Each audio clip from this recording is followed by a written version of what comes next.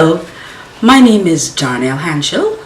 I'm known as Dee Dee, and I thought I would come and share with you today a little bit about my breast cancer journey.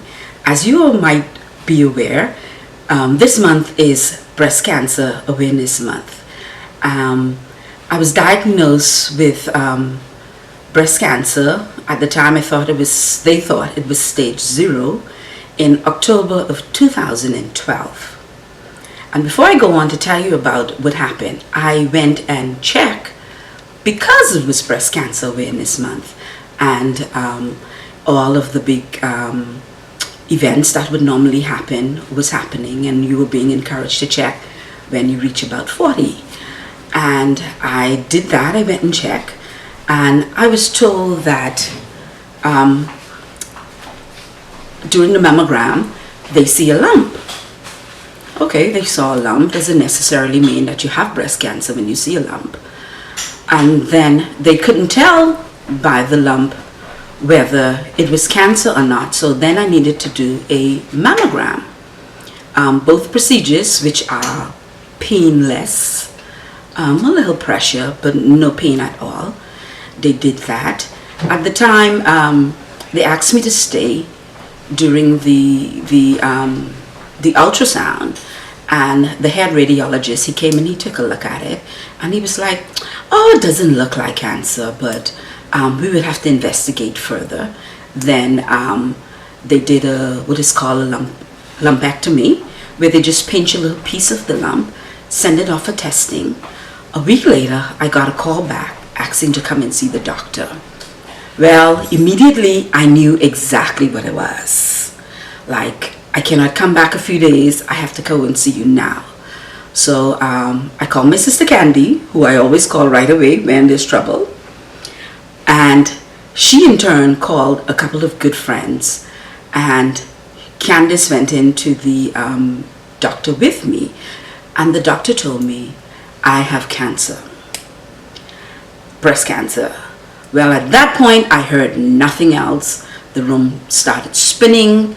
I started planning my funeral and thought about, oh, I do not want to leave my children. Not yet, they're too young. And I got more reassurance from my sister and the doctor, and said, no, just relax and listen to all the information. Of course, I heard none of that information. Candice got all of that information. We left the hospital. We hugged it out with a few girlfriends in the hospital yard, and boom, the journey began. My first instincts after hearing the news on the drive back home was not to tell anyone, not to share it. And thinking back to that moment, one of the things that came to my mind is, I don't want anyone's pity. I don't want anyone to say, oh, poor Dee Dee, oh, and you know. And my sister stopped me immediately, and she said, oh no, we don't do secrets in this family, Dee. We don't do secrets. Secrets kill people. Secrets are damaging. Secrets leave scars that sometimes cannot be healed. Leave, wounds that cannot be healed. And I thought about it some more over the weekend, and her and I, we were talking about how I would tell my children what was going on. So eventually, before the end of the weekend, I sat with my children, told them, the youngest, Rabria, who was about 10, 11 at the time, she thought what I initially thought. This is it, mommy's gonna die. And that was not the case. I was given a diagnosis of hope. Why?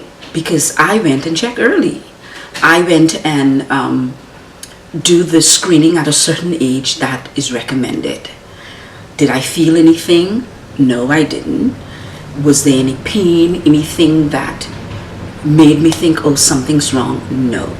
I just followed the recommended guidelines, went and got a mammogram, like they say we should do, women when we reach a little bit over 40, and there it was.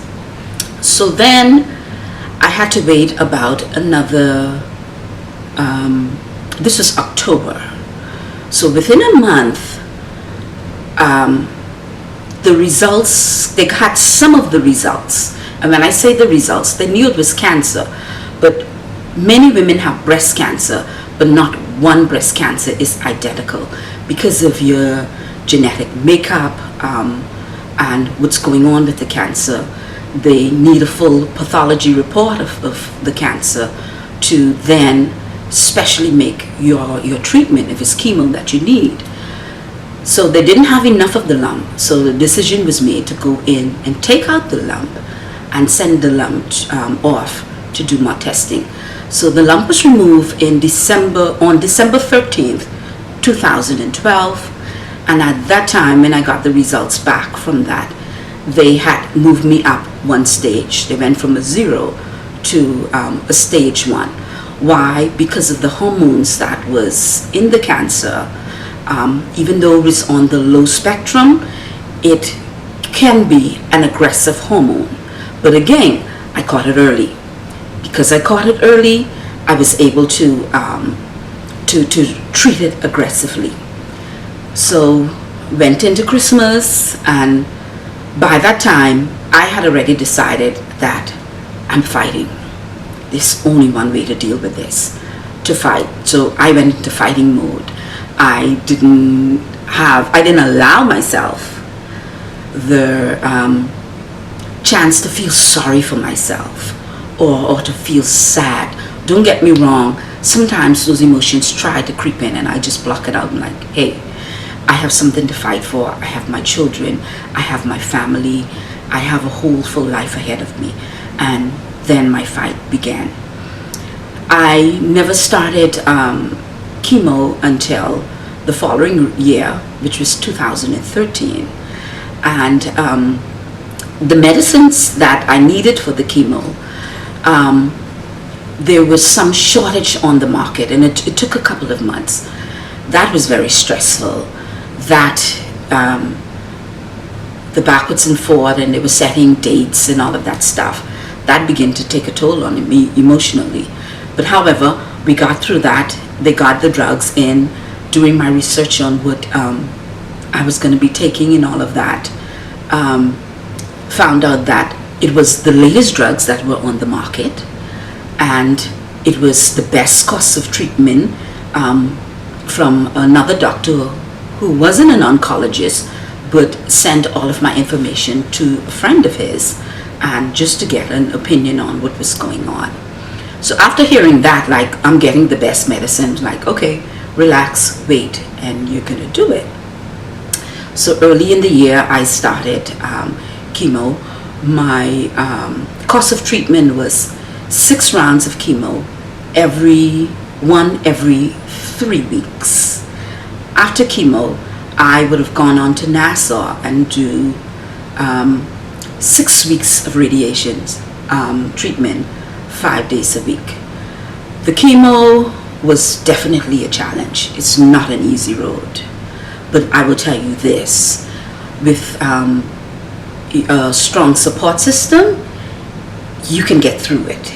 You can do it. I had my children, I had my siblings, I had a handful of very good girlfriends that sometimes would come and sit with me during chemo. In fact, they would raise my family and some of the people out and say, listen, too many of you are in here today. We have another patient here and we have to respect their privacy. I had my church, the Leeward Methodist community. I also had the Turks and Caicos National Cancer Society. And that village of people that I had, even when I had the really tough times during chemo, they would rally to my support. I was lucky enough to be done with chemo around the end of June. During that period, you're given a rest, somewhere between a month to 6 weeks, to allow your body to rejuvenate a little. And it just so worked out that school was closed. And so at the time I had my last 2 children, my daughters, who were still in school. and I had to go to Nassau to do the radiation. And I have siblings in Nassau, so then I had another extended support system. So I was able to go to Nassau. We ended up spending almost 8 weeks instead of 6.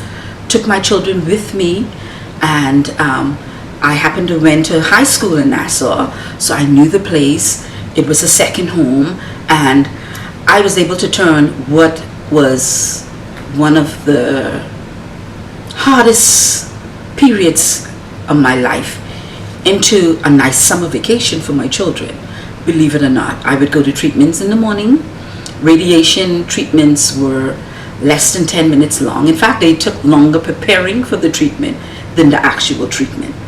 And I would do the treatments around 10 in the morning, and there was someone else there from Turks and Caicos doing treatment as well, Miss Trudy Fulford from South Caicos. Her treatment was right after me, so I would wait on her and her daughter Sonia, and we would leave there before lunchtime every day, and we would go and have lunch and go on the beach and explore Nassau.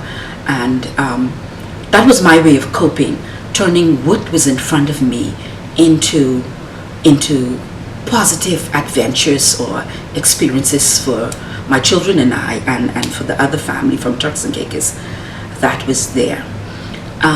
The radiation went smoothly. The staff in Nassau, they were excellent. They were a group of people who cared and basically knew exactly what you were going through and dealing with every day. From Nassau, the oncologist I was seeing at the time was based out of Nassau.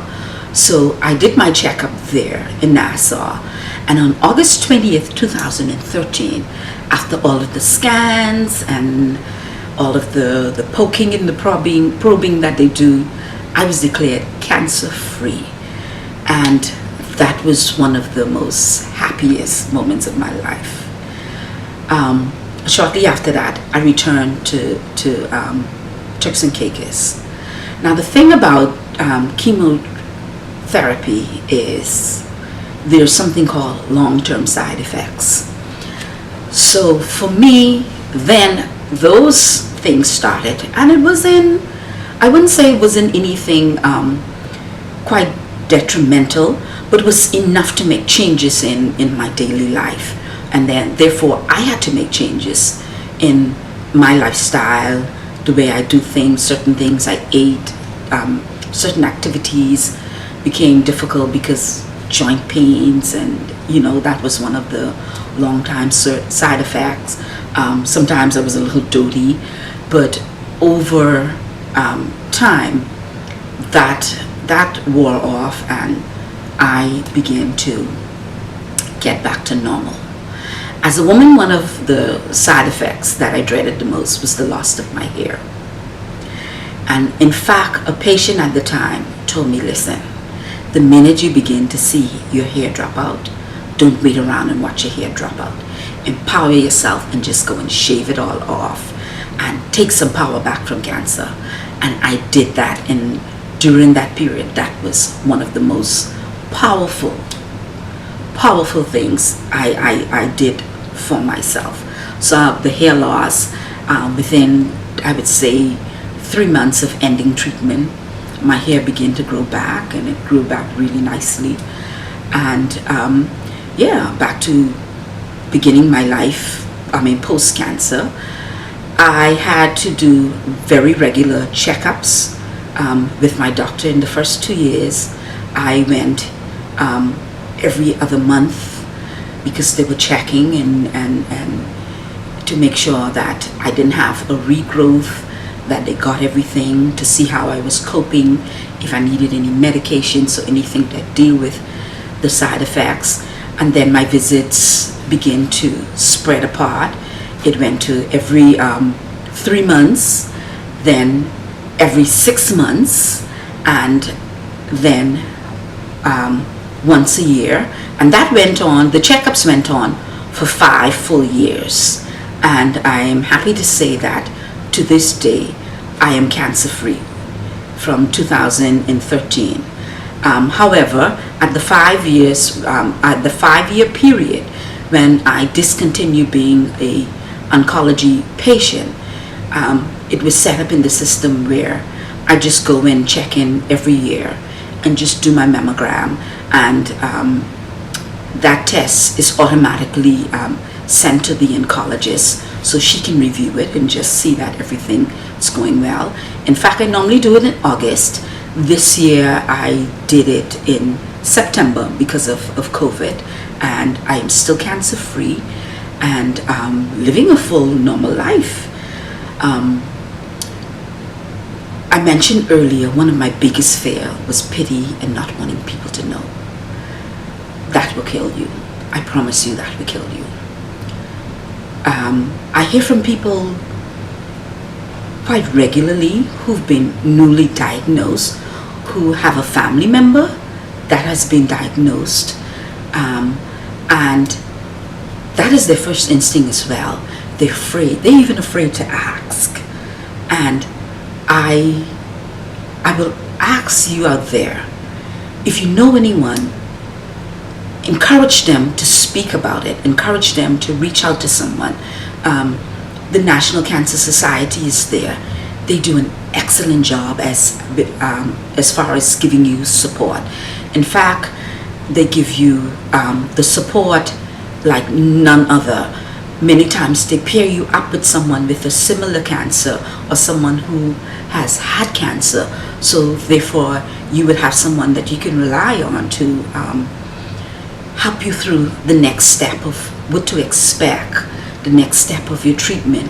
Maybe can give you some advice on maybe some foods to eat, some things that you can do to cut down on the side effects, to cut down on some of the, or to help cope with some of the emotional part and all of that comes with the diagnosis. So to every woman out there who's around the age of 40, go and get your mammogram. For every woman out there and man who has a family history of breast cancer, don't matter what your age is, go and get a checkup. Tell the doctor about your family history. Because, for example, my girls now are in a higher risk. So even as young as they are, they're teenage. I have an adult daughter and a teenage daughter, but they're now educated on what to look for with the self-exams. When they go to the doctor, they know to share their family history with breast cancer. My sisters now are more vigilant because they have a relative who had breast cancer. My friends are more vigilant with checking their health. Breast cancer is one of the most curable forms of cancer. The head start with being able to cure your breast cancer is early detection, and there's only one way to detect it early. Go and do your checkups, do your mammograms. There's nothing to fear. Fear itself. Fear would absolutely cripple you and cost you when you to get a diagnosis. When you're at the end stage, for example, of your cancer, when it's probably gone through your body. And today I'm sitting here, I'm more than happy. Just riding here, I was reflecting on my journey, and a thought popped in my head, all of the significant milestones that happened post-cancer. I've seen all of my children graduate at high school. 2 of them completed their college education or the courses that they set out to do. The 3rd daughter is in college. I have a beautiful grandson who's the center of my world. I'm here for other family members and to be a part of their significant events. And the thought was, I can't imagine, had I not taken the steps I did, what would have happened? I would have missed out on all of this. I would have robbed them of being a part of such a beautiful existence. So please, this Breast Cancer Awareness Month, ladies, gentlemen, go out, and yes, men do get breast cancer, and pay attention to your bodies. Do your checks. Thank you. Thank you for watching this powerful video where Darnell share her story on her breast cancer.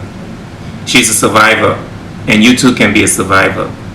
Please make sure you get your checks and make sure you follow the doctor's instructions. Do not give up because you were diagnosed with breast cancer. It is possible to survive. You've seen Darnell has survived. You too can survive.